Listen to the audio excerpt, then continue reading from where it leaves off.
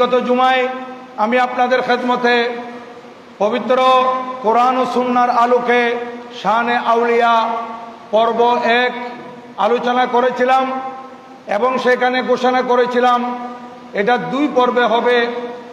প্রথম পর্ব কোরআন ও সুন্নাহর আলোকে আলোচনা হবে এবং দ্বিতীয় পর্বের মধ্যে হুজুর বানিয়ে জামিয়া কুতুবুল আউলিয়া সৈয়দুল আউলিয়া হজরতে কেবলা শাহ সুফি সৈয়দ আহমদ শাহ শ্রীকুটি আল কাদেরী রহমতুল্লাহ আলাইহির জীবন কর্ম কারামতের উপর আলোচনা করার কথা বলেছিলাম।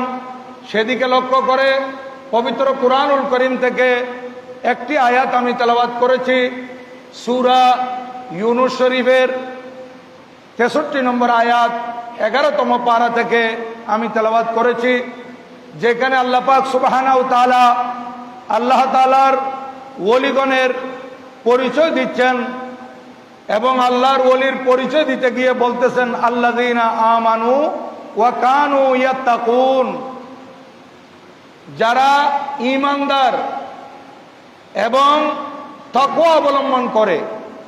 আল্লাহর ওলিগণের একটি বড় পরিচয় হচ্ছে ঈমানদার হতে হবে, পাক্কা ঈমানদার,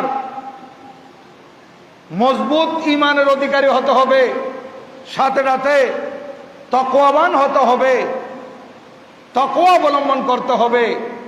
তো আল্লাহর ওলিগণ একদিকে যেমন ঈমানদার, অপরদিকে ওনাদের মধ্যে রয়েছে তাকওয়া।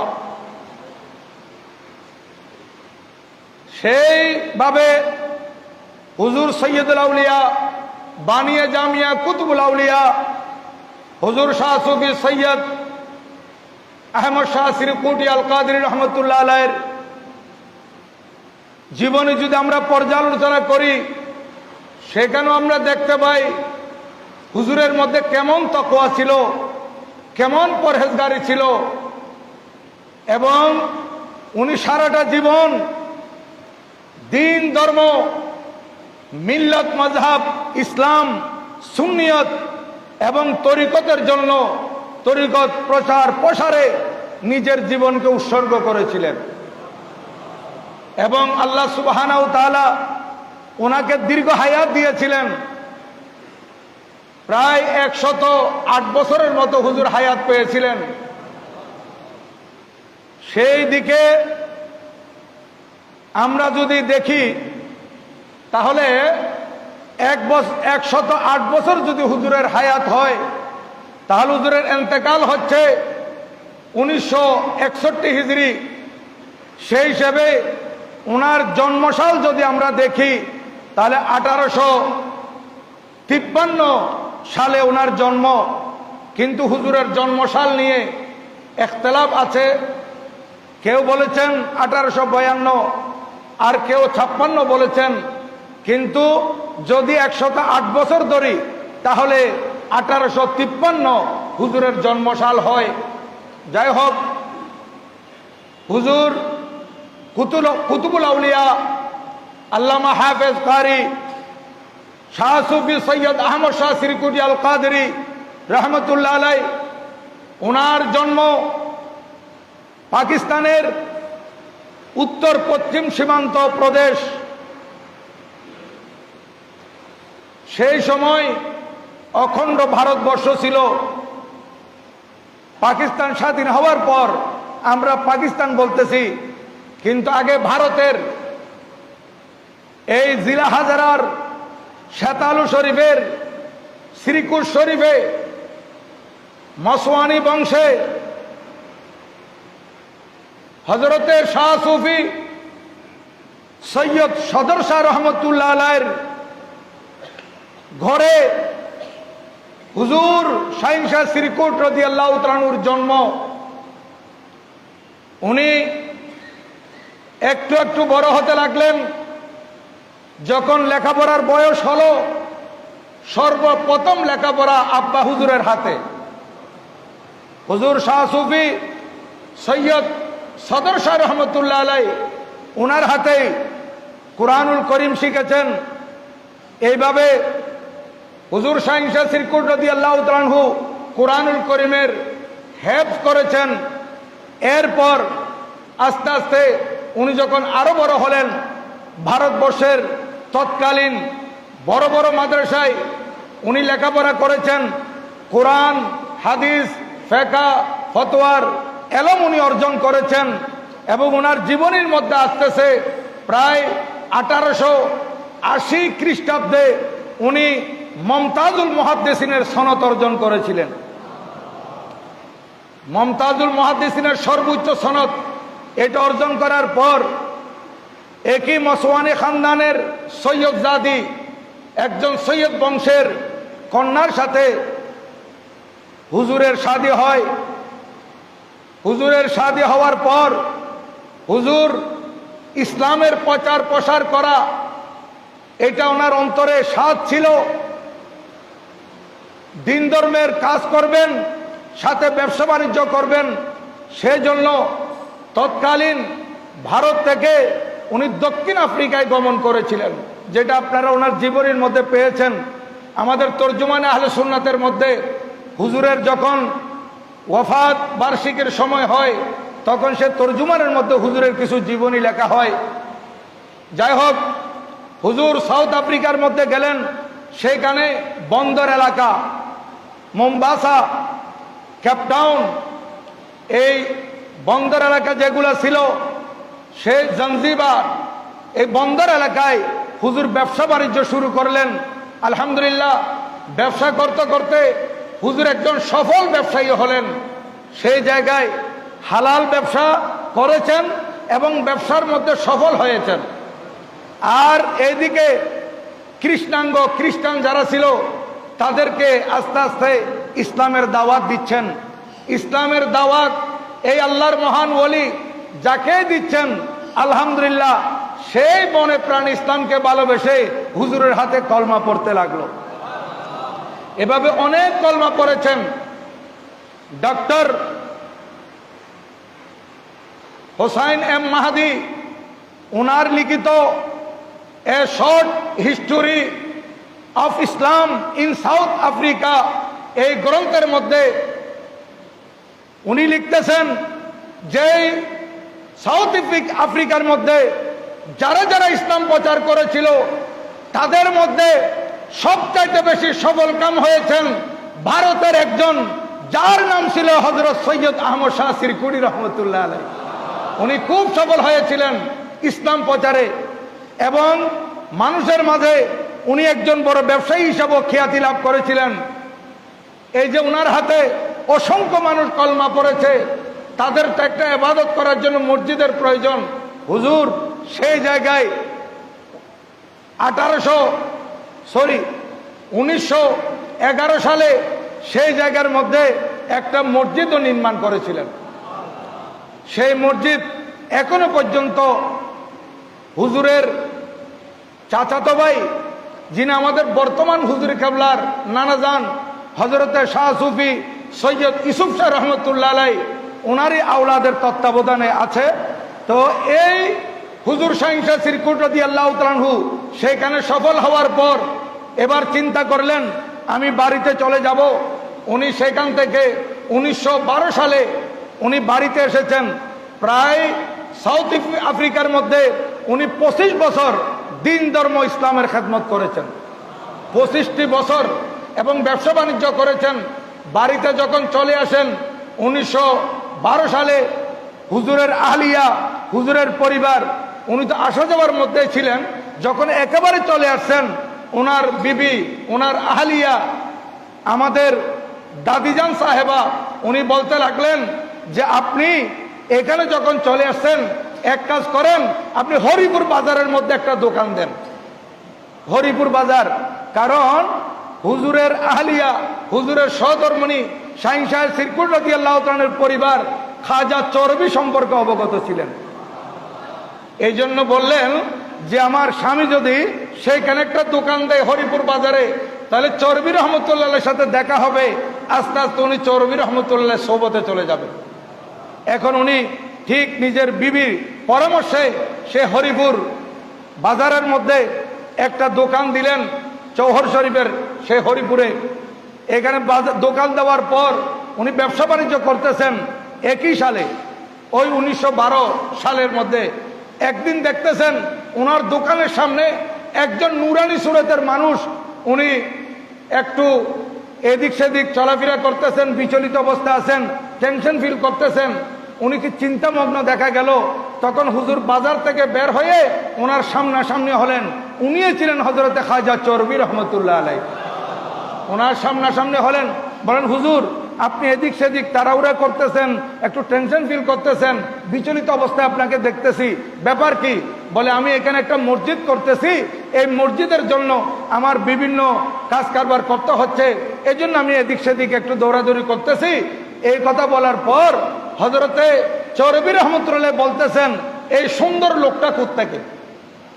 চরবি রহমতুল্লাহ আলাইহি শাইখে শ্রীকুট রাদিয়াল্লাহু তাআলা আনহুকে সম্বোধন করে বলতেছেন, এই সুন্দর লোকটা কোত্থেকে?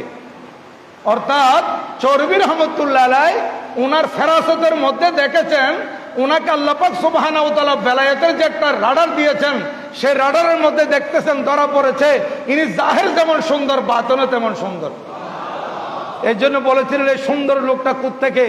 তখন হযরতে খাজা চরবি রহমতুল্লাহ আলাইহিকে উনি বললেন যে হুজুর আমার বাড়ি ওই শীতালু শ্রীকোট, এখান থেকে প্রায় 18 মাইল, আমি এখানে একটা কাপড়ের দোকান দিয়েছি। হযরতে চরবি রহমতুল্লাহ আলাইহি বলতে লাগলেন, আপনার দোকান এইটা? বলে হ্যাঁ আপনার দোকান। উনি বলেন আমার এখানে আমার অনেক মুরিদানরা আছে, আমি তাদেরকে বলবো এই হরিপুরের বাজারে আমার একটা দোকান আছে। হযরতে চরবি রহমতুল্লাহ আলাইহি ওই দোকানকে নিজের দোকান করে নিলেন, কারণ উনি জানেন ওনার বেলায়েতের রাডারের মধ্যে ধরা পড়েছে যে শাইখে শ্রীকুট রাদিয়াল্লাহু তাআলা উনি আমার, এই জন্য ওনার দোকানও আমার, আমি বলবো আমার একটা দোকান আছে। তখন হযরতে হুজুর শাইখে শ্রীকুট রাদিয়াল্লাহু তাআলা সেই সময় 100 টাকা দিয়েছিলেন মসজিদের জন্য। সে 1912 সালে, দেখেন আজ থেকে প্রায় 112 বছর আগে 100 টাকার দাম কত ছিল এবার চিন্তা করে দেখেন। হযরতে খাজা চরবি রহমতুল্লাহ আলাইহি সে 100 টাকা পেয়েছেন এবং উনি খুশি হয়েছেন। এদিকে হযরতে খাজা চরবি রহমতুল্লাহ আলাইহি উনি তো কাজ করতেছেন, হযরতে খাজা আব্দুর রহমান চরবি রহমতুল্লাহের দরবারে শাইখে শ্রীকুট রাদিয়াল্লাহু তাআলার আনাগোনা শুরু হলো। উনি আসা যাওয়া করতেছেন, এই আনাগোনা করতে করতে উনি 1913 সালে খাজা চরবি রহমতুল্লাহের দামন ধরেছেন, উনি বায়াত গ্রহণ করেছেন। হযরতে শাইখে শ্রীকুট রাদিয়াল্লাহু তাআলা খাজা চরবি রহমতুল্লাহের হাতে বায়াত হওয়ার পর থেকে নিজের প্রায় 18 মাইল দূর থেকে খাজা চরবি রহমতুল্লাহের এই যে নঙ্গরখানা ছিল, নঙ্গরখানার জন্য উনি লাকড়ি এনে দিতেন নিজের পীর মুর্শিদের খেদমতের জন্য, নিজের পীর মুর্শিদের দরবারের খেদমত। দেখেন কত দূর থেকে উনি লাকড়ি আনতেন, আর এই লাকড়ি আনতে আনতে খাজা চরবি রহমতুল্লাহ আলাইহি হযরতে শাইখে শ্রীকুট রাদিয়াল্লাহু তাআলাকে দেখতে পেলেন যে ইনি নিজের পীরের দরবারের খালেস খেদমতগার এবং উনি একজন বড় আলেম, একজন হাফেজে কোরআন, ওনার দ্বারা দিন ধর্মের বেশি খেদমত হবে। এই জন্য উনি বলেছিলেন যে এখানে ইসলামের প্রচার অনেক হয়েছে, সে রেঙ্গুন যাওয়ার জন্য শাইখে শ্রীকুট রাদিয়াল্লাহু তাআলা যখন সিদ্ধান্ত নিলেন, খাজা চরবি রহমতুল্লাহ আলাইহি ওনাকে অনুমতি দিলেন সেই রেঙ্গুন বারবার মধ্যে গিয়ে ইসলামের খেদমত করার জন্য, বুদ্ধিস্টদের মাঝে কলমা প্রচার করার জন্য। হযরতে খাজা চরবি রহমতুল্লাহ আলাইহি বলেছিলেন, ও আমার মুরিদে বাসাবা শুনো, যে আমি প্রায় 12 বছর 8 মাস 10 দিন কষ্ট করে আমি একটি কিতাব লিখেছি দরুদ শরীফের, সেই কিতাব হচ্ছে মজমুআয়ে সালাওয়াতুর রাসূল। এটা মজমুআয়ে সালাওয়াতুর রাসূল, এটার মূল নাম হচ্ছে মুহাইয়িরুল উকুল।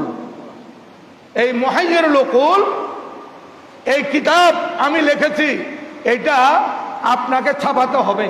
লিখেছি আমি, ছাপানোর দায়িত্ব দিচ্ছে আপনাকে। যেহেতু আপনি বার্মা যাবেন, সেখানে প্রেস আছে, আপনি যে কোনো প্রকারে এটা ছাপাবেন।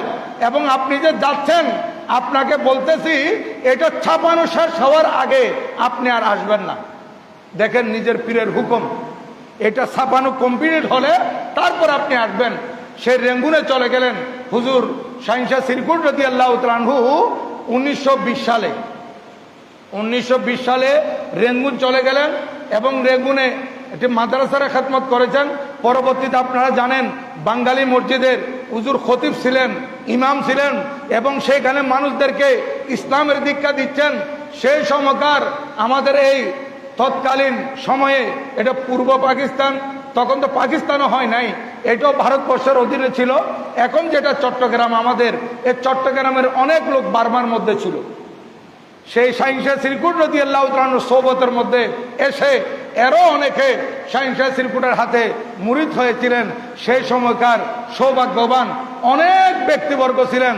সে ব্যক্তিদের মধ্যে একজন অন্যতম হচ্ছেন আমাদের এই আজাদি পেপারের প্রতিষ্ঠাতা আলহাজ আব্দুল খালেক ইঞ্জিনিয়ার রহমতুল্লাহ আলাইহ।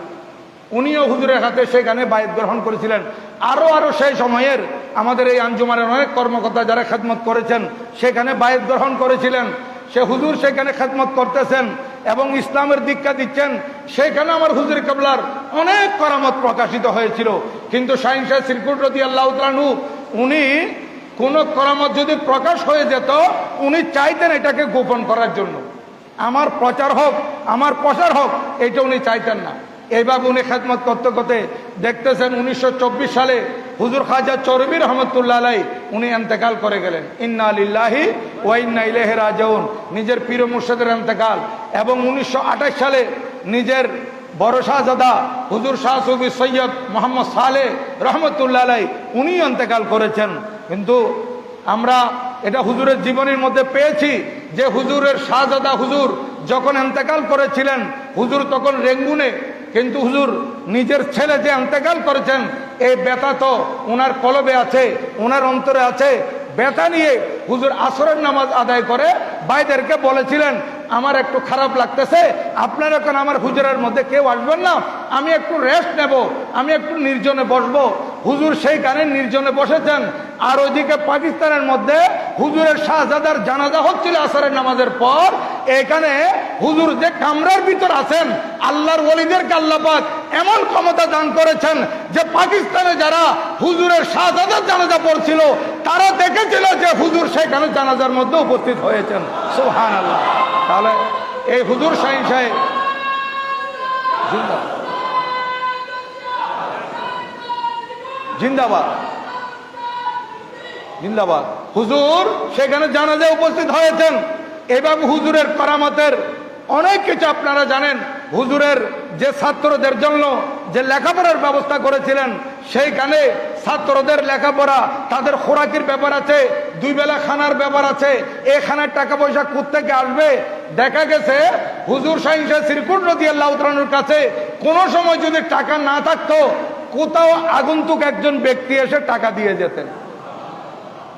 একদিন সে বাবুরসি হুজুরের কাছে আসলেন, হুজুর বাজার নাই কিছু, এখানে ছাত্রদের খানা কিভাবে খাওয়াবো, কিছু লাগবে, বাজারে যেতে হবে, টাকা কত লাগবে? একটা অ্যামাউন্ট বলেছিল, একটা ফিগার বলেছিল যে এত টাকা লাগবে। তখন শাহিন শাহ সিরকুট রাদিয়াল্লাহু তাআলা বললেন, একটু অপেক্ষা করো। এ বাবুরসি আবার চলে গেল। পরবর্তীতে আবার আসলো, হুজুর বাজারের সময় তো হয়ে গেছে, এখন তো বাজার লাগবে। হুজুর বলেন আর একটু অপেক্ষা করো। 2 বার বলার পর এই ব্যক্তি বলতেছে, কিরে হুজুর টাকা আছে কিনা এটাও তো জানি না, আমি তো একটা ফিগার বললাম, হুজুর আমাকে বারবার অপেক্ষা করতে বলতেছে। দেখে আবার যখন আসছে, দেখছে একজন আগন্তুক ব্যক্তি, অপরিচিত ব্যক্তি আসলেন এবং ওই বাবুরসি এই বাচ্চাদের জন্য বাজার সাজার করতে যত টাকা বলেছিলেন তত টাকাই দিয়ে গেলেন। এখন এই বাবুরসি তো হতবাক, সে বলতেছে আমি যা বলছি ও তত টাকায় দিল, ব্যাপার কি? উনি কোত্থেকে আসলেন? আমি হুজুর থেকে জানবো। এখন হুজুরকে বললেন নাচুর বন্দা যে হুজুর আমাকে বলতে হবে এই লোকটা কোত্থেকে আসছে এবং আপনাকে আমি যা চাইছি তাই যে দিয়ে গেল, এটা ব্যাপারটা কি? হুজুর আমাকে একটু বলেন। হুজুর অনেকভাবে বুঝাইলেন, সে আর বুঝে না। শেষ পর্যন্ত তাকে হুজুর বলে দিলেন উনি হচ্ছেন হযরতে খাজা খিজির আলাইহিস সালাম। দেখেন শাহিন শাহ সিরকুটের দরবারে হযরতে খাজা খিজির আলাইহিস সালামের আনাগুনা এ সব সময় ছিল। হযরত শাহিন শাহ শ্রীকোট রাদিয়াল্লাহু তাআলা আনহু সেই বার্মার জমিনে ওনার করামত এমন ভাবে প্রকাশিত হয়েছিল, দেখা গিয়েছিল ওই বার্মার জমিনে রেঙ্গুনের মধ্যে একজন ব্যক্তি, তার নাম ছিল সুলতানুল আউলিয়া। মজজুব ছিল, মজজুব এদিক সেদিক দৌড়াদৌড়ি করত, ঘোরাঘুরি করত, বকাবকি করত, চুল এলোমেলো, কাপড়ের কোনো ঠিক ঠিকানা নাই। এ সুলতানুল আউলিয়া, ওনার নাম ছিল আব্দুল হামিদ।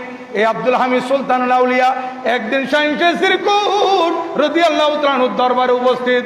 হুজুর, আমাকে আপনি একটু বায়াত করান। শাহিন শাহ শ্রীকোট রাদিয়াল্লাহু তাআলা বললেন, আপনি একজন মজজুব মানুষ, আপনি দৌড়াদৌড়ি করেন, বকাবকি করেন, আপনি আপনার হালতের মধ্যে থাকেন না, আপনি তো সব সময় এরকম মজজুবি হালতে আছেন, আপনি কেন আমার হাতে বায়াত হবেন? আপনি চলে যান। বলে না হুজুর, আমাকে আপনি বায়াত করাতে হবে, আমি আপনার হাতে বায়াত গ্রহণ করব। শাহিন শাহ শ্রীকোট রাদিয়াল্লাহু তাআলা আনহু বললেন, আপনি যদি আমার হাতে বায়াত হন তাহলে আপনাকে তো 5 ওয়াক্ত নামাজ পড়তে হবে। এরকম মজজুবি হালতে থাকলে হবে না, সুলুকিয়তের মধ্যে আসতে হবে, স্বাভাবিক অবস্থা আসতে হবে, আপনাকে 5 ওয়াক্ত নামাজ পড়তে হবে। বলে হুজুর, আমি 5 ওয়াক্ত নামাজ পড়বো, আমাকে বায়াত করান। হুজুর ওনাকে বায়াত করাই দিলেন। বায়াত করার পর উনি হুজুরের পিছনে নামাজ আদায় করতেছেন। এভাবে নামাজ আদায় করতে করতে একদিন হঠাৎ উনি উদাও হয়ে গেলেন। নাই আর সুলতানুল আউলিয়া আব্দুল হামিদ সাহেব নাই, ওনাকে আর খুঁজে পাওয়া যাচ্ছে না, উনি কোথায়, আর কোনো সন্ধান নাই। একদিন শাহিন শাহ শ্রীকোট রাদিয়াল্লাহু তাআলা আনহু কোথাও সফরে বের হলেন। হুজুরের পিছনে যারা মুরিদরা ছিলেন হয়তো একজনে লক্ষ্য করেছেন যে দূরে সুলতানুল আউলিয়া দৌড়াদৌড়ি করতে দেখা যাচ্ছে। উনি ওই মজজুব ওলিটা দৌড়াদৌড়ি করতেছে। উনি বলেন, হুজুর ওই সুলতানুল আউলিয়াকে দেখা যাচ্ছে, সুলতানুল আউলিয়া তো ওইদিকে দৌড়াদৌড়ি করতেছে। হুজুর কেবলা বলেন, মুসে বলাও, তাকে ডাকো। সুলতানুল আউলিয়ার কাছে গিয়ে বলা হলো যে আপনাকে হুজুর কেবলা ডাকতেছেন। তখন উনি কাপড় টাপড় ঠিক করে একেবারে সুন্দর করে হুজুরের সামনে আসলেন, আয়সা মাথা নিচু করে দাঁড়িয়ে আছেন। তো বললেন যে আপনি তো আমার সাথে ওয়াদা করেছিলেন বায়াত হলে আমার পিছে নামাজ পড়বেন, আমি তো আপনাকে প্রথমে বলেছিলাম আপনি মজজুবি হালতে থাকেন, এদিক সেদিক দৌড়াদৌড়ি করেন, আপনি আমার হাতে বায়াত কেন হলেন? বলে হুজুর, আমি আপনার হাতে বায়াত না হয়ে পারি নাই। বলে কেন? বলে আমি দেখেছি আপনার পিছনে যারা আছে এত হয়তো দেখতেছে না, এই বার্মার মানুষেরা দেখতেছে না, আমাকে আল্লাহ পাক এই শক্তি দান করেছেন। আমি দেখেছি হুজুর আপনি যখন নামাজের ইমামতি করেন, ইমামতি অবস্থায় আপনি যখন রুকুতে যান, পুরো বার্মা আপনার সাথে রুকু করে। মানুষ তো দেখে না, গাছপালা সব রুকুতে চলে যায়। হুজুর আপনি যখন সিজদায় যান তখন গাছপালা সব সিজদায় যায়। ঠিক এইরকম শাহিন শাহ শ্রীকোটের একটা কথা আমি তর্জুমানের মধ্যে পেয়েছি। আমাদের সাবেক সেক্রেটারি আঞ্জুমানের আলহাজ আবু মোহাম্মদ তবিউল আলম সাহেব এটা লিখেছেন যে আমাদের এখানে আমাদের আলহাজ মরহুম সৈয়দ মেম্বর সাহেবের আব্বা, উনি জনাব আব্দুল মোনাফ খলিফা, উনিও ওই রেঙ্গুনের মধ্যে হুজুরের হাতে বায়াত হয়েছিলেন। এবং এখানে আলহাজ আব্দুল খালেক ইঞ্জিনিয়ার সাহেবের বাসভবনে যখন হুজুর কেবলা থাকতেন, অর্থাৎ কুহিনুর প্রেসের মধ্যে হুজুর থাকতেন, সেখানে হুজুরের পিছনে নামাজ পড়তেন। ওনার ভিতরে হুজুরের কিছু নজর পড়েছিল হয়তো। উনি একদিন এশারের নামাজের পর হুজুরকে বলতেছেন যে হুজুর আপনি যখন রুকু সিজদা করেন, চট্টগ্রাম আপনার সাথে রুকু সিজদা করে। দেখেন শাহিন শাহ শ্রীকোট কত বড় মহান আল্লাহর ওলি। এই সুলতানুল আউলিয়া বলতেছেন হুজুরে বারবার গাছপালা, আপনি রুকু করলে রুকুতে যায়, আপনি সিজদায় করলে সিজদায় যায়, সেই জন্য আমি আপনার দরবারে এসে বায়াত গ্রহণ করেছি। কারণ আপনার হাতে যদি আমি বায়াত হই, কাল হাসরের ময়দানে আপনার যে দামন ধরেছে এটা আমার নাজাতের উসিলা হবে হুজুর। এখন সুলতানুল আউলিয়া এই কথা বলে চলে গেল। আবার শাহিন শাহ শ্রীকোট রাদিয়াল্লাহু তাআলা আনহু আপন জায়গায় চলে গেলেন, গন্তব্যে চলে গেলেন। আবার মসজিদে ফিরে আসলেন। একদিন হুজুর দেখতেছেন এক বুদ্ধিস্ট খুব সুন্দরী মহিলা, একেবারে রূপসী মহিলা, ওই মহিলাকে দেখে হুজুর হেসে দিলেন। এখন ওই মহিলা হুজুরকে হাসতে দেখে সে আর চলে যায় নাই, হুজুরের কাছে এসে জিজ্ঞাসা করতেছে হুজুর আপনি একজন আলেম মানুষ, বৃদ্ধ মানুষ, আমাকে দেখে আপনি হাসলেন। বলে আমি না হেসে কাঁদবো, আমি হাসতেছি এই কারণে আল্লাহ পাক তোমাকে এমন রূপসী করেছেন, এত সুন্দর রূপ আল্লাহ পাক তোমাকে দান করেছেন, কিন্তু এটা বেশি দিন টিকবে না। এই সুন্দর রূপ এটা জাহান্নামের ভিতর জ্বলতে দেখছি আমি, তুমি তো জাহান্নামে যাবে। হয়তো হুজুর যে আল্লাহর ওলি, উনি যখন বলছে যে তোমার এই সুন্দর রূপ নিয়ে তুমি জাহান্নামে জ্বলবে, এই কথা বলার সাথে সাথে হয়তো ওই মহিলার সামনে জাহান্নাম এসে গেছিল। জাহান্নামের আগুন ধাউ ধাউ করে জ্বলতে দেখেছে, নতুবা তার ভিতর পরিবর্তন কেমনে আসলো?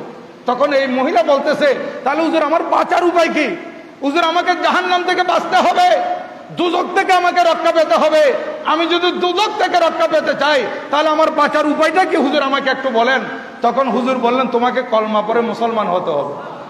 তুমি যদি কলমা পড়ে ফেলো, কলমা পড়ো, মুসলমান হয়ে যাও, এইভাবে নামাজ পড়ো, তুমি ইবাদত করো, তাহলে তুমি জান্নাতি হতে পারবে।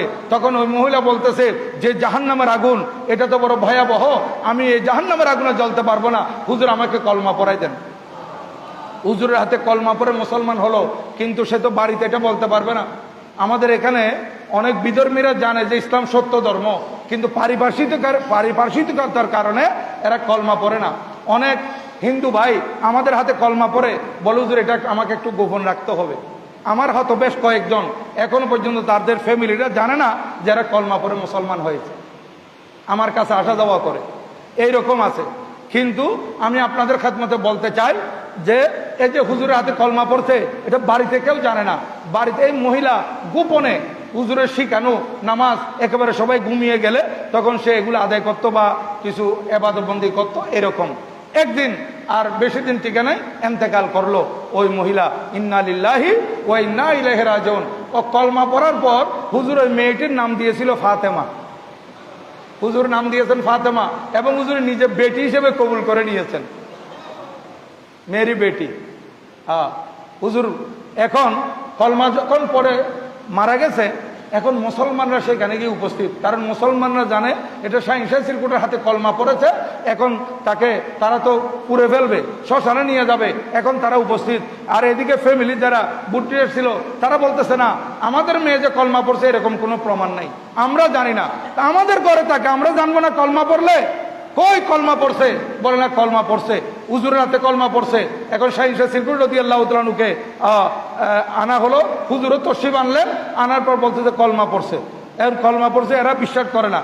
এখন ম্যাজিস্ট্রেট আসছে, উভয় পক্ষে এখন দাঙ্গা হাঙ্গামা শুরু হবে, মারামারি শুরু হবে এই একটা লাশ নিয়ে।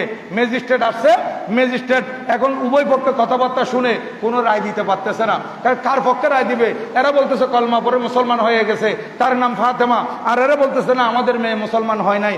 এখন হুজুর শাহিনশাহ সিরকুটের দিকে তাকিয়ে ম্যাজিস্ট্রেট বলতেছে কি ফয়সালা করা হবে? হুজুর বলতেছে মেরি বেটি ভুলেগি, আমার এই মেয়ে বলবে সে কি কলমা পড়ছে না পড়ে নাই। এই মৃত মহিলা মুহূর্তের মধ্যে জবান খুলে কলমা পড়ে বুঝাই দিয়েছিল যে আমি কলমা পড়েছি। তারপর এই মেয়ে ইয়া রাসূলুল্লাহ সাল্লাল্লাহু আলাইহি ওয়াসাল্লাম, ইয়া গৌসুল আজম দস্তগীর জিন্দাবাদ, জিন্দাবাদ। দেখেন শাহিনশাহ সিরকুট রাদিয়াল্লাহু তাআলা আনহু এইভাবে দ্বীন ধর্মের প্রচার করেছেন, এইভাবে ইসলামের খেদমত করেছেন, এইভাবে সুন্নিয়তের খেদমত করেছেন।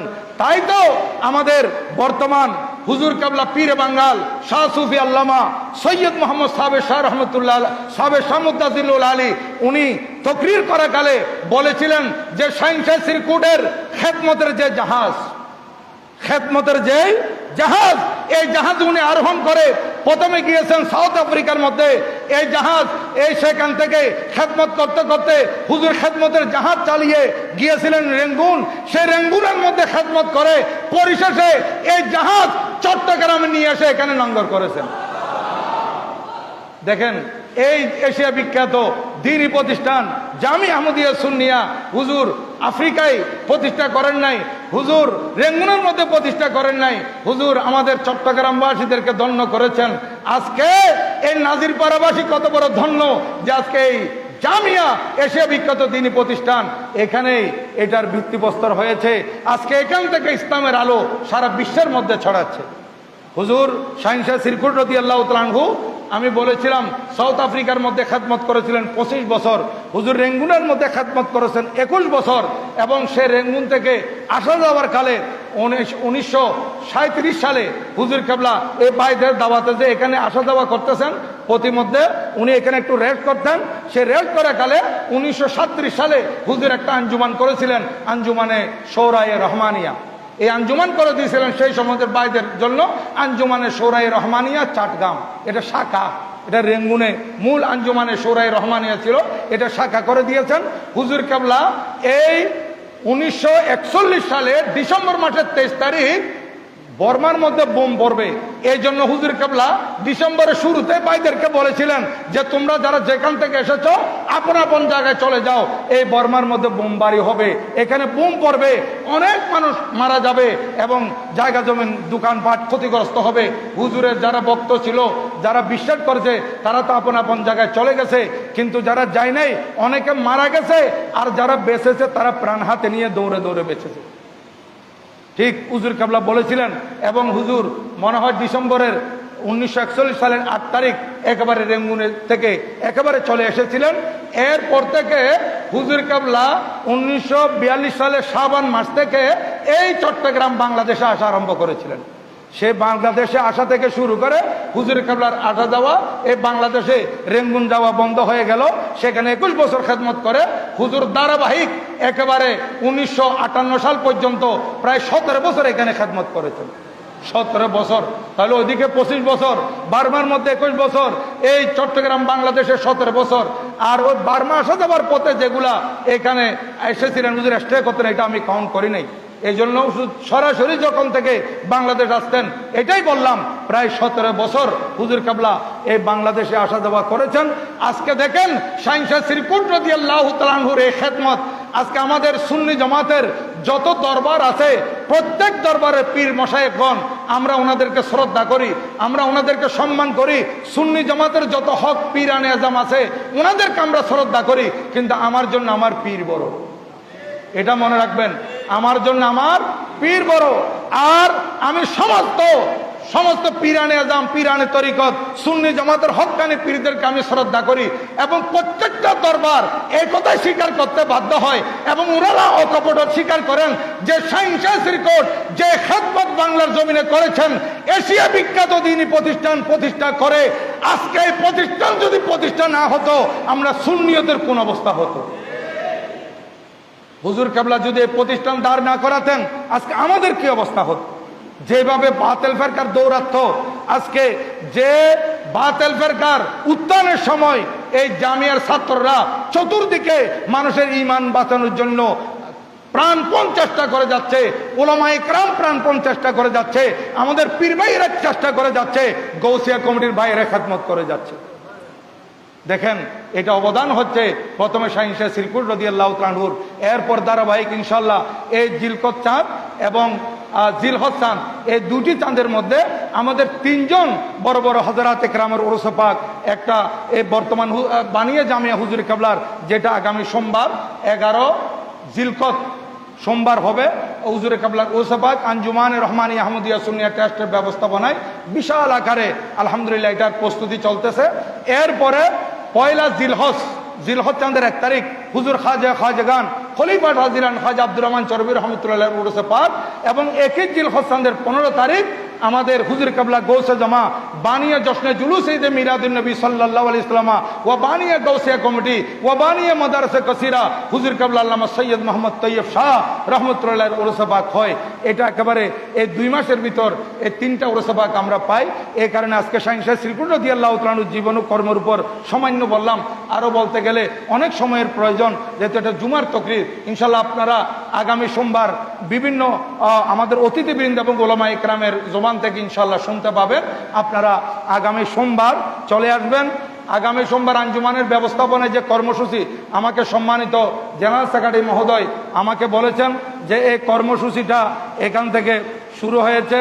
এই কর্মসূচি আমাদের এখানে সেক্রেটারি জেনারেল মহোদয় এখন বললেন যে এটা পেপারও পাবলিশ হয়েছে। আগামী সোমবার 11 জিলকত, এটা আমাদের 20 তারিখ 20 মে না, বিশ মে, অর্থাৎ আগামী সোমবার সকাল 9টা থেকে আঞ্জুমানে রহমানী আহমদিয়া সুন্নিয়ার ব্যবস্থাপনায় ঐতিহ্যবাহী আলমগীর খানাকা শরীফে খতমে কোরআনুল করিম, খতমে সহিহ বুখারী শরীফ, খতমে মজমুয়ে সলাতুর রাসূল শরীফ এবং সাথে সাথে গিয়ারবি শরীফ হবে, খতমে গৌসিয়া শরীফ হবে এবং জোহরের নামাজ হবে। জোহরের নামাজের পর মিলাদ কিয়াম সালাতু সালাম আখিরি মুনাজাত হয়ে প্রথম অধিবেশন শেষ হবে। সেখানে তবরুকের ব্যবস্থা আছে আলহামদুলিল্লাহ। এরপরে আমাদের বিকাল 3টা থেকে আমাদের এশিয়া বিখ্যাত দিনী প্রতিষ্ঠান জামি আহমদিয়া সুন্নিয়া কামিল মাদ্রাসার ছাত্রদের পক্ষ থেকে, এটা ছাত্রদের অনুষ্ঠান, অনেক সুন্দর হয়। আরবি, বাংলা, ইংরেজি, উর্দু বিভিন্ন ভাষায় হুজুর কেবলার জীবন ও কর্মের বিভিন্ন দিক নিয়ে আমাদের ছাত্র ভাইয়েরা আলোচনা করে। এটা অনেক সমাদৃত হয়েছে আলহামদুলিল্লাহ। এটাও চলবে এবং সাথে সাথে বাদ আসর থেকে আবার কর্মসূচি, এটা শেষ অধিবেশন বাদ আসর থেকে শুরু হবে। বাদ এশা মিলাদ কিয়াম আখিরি মুনাজাত হবে। এখানে ওলামা ইকরামের তাকরীর এবং আমাদের আঞ্জুমান থেকে যাদেরকে দাওয়াত দেওয়া হয়েছে অতিথিগণ, ওনারাও আসবেন, ওনাদের বক্তব্য শুনবেন। আপনাদেরকে এই দাওয়াতটা দেওয়া হলো। আল্লাহ পাক সুবহানাহু ওয়া তাআলা আমাদেরকে আমল করার তৌফিক দান করুন, সবাই বলুন আমিন। এবং সাথে সাথে আপনাদেরকে আরেকটা দাওয়াত দিচ্ছি, আগামী 23 মে রোজ বৃহস্পতিবার আমাদের এই সেন্ট্রাল হল হামজারবাগ, যেটা সেন্ট্রাল হল আছে, সেন্ট্রাল হলের মধ্যে আমার উস্তাদ-ই মুকরম শেরে মিল্লত শাইখুল হাদিস আল্লামা মুফতি ওবায়দুল হক নঈমী রহমতুল্লাহ আলাইহির স্মরণ সভা হবে আগামী 23 মে বৃহস্পতিবার, অর্থাৎ আগামী বৃহস্পতিবার। এটা সেন্ট্রাল হলের মধ্যে হামজারবাগ। আপনাদেরকে সেখানে দাওয়াত দেওয়া হচ্ছে। আল্লাহ পাক সুবহানাহু ওয়া তাআলা আমাদেরকে আউলিয়া কেরামের রুহানি ফুয়ুজাত দিয়ে মালামাল করুন আমিন। আউলিয়া কেরামের পদাঙ্ক অনুসরণ করে আল্লাহ এবং আল্লাহ রসুলের রেজামন্দি হাসিল করার তৌফিক দান করুন আমিন। ওয়া মা আলাইনা ইল্লাল বালাগ। ওয়া আসসালামু আলাইকুম ওয়া রাহমাতুল্লাহি ওয়া বারাকাতুহু।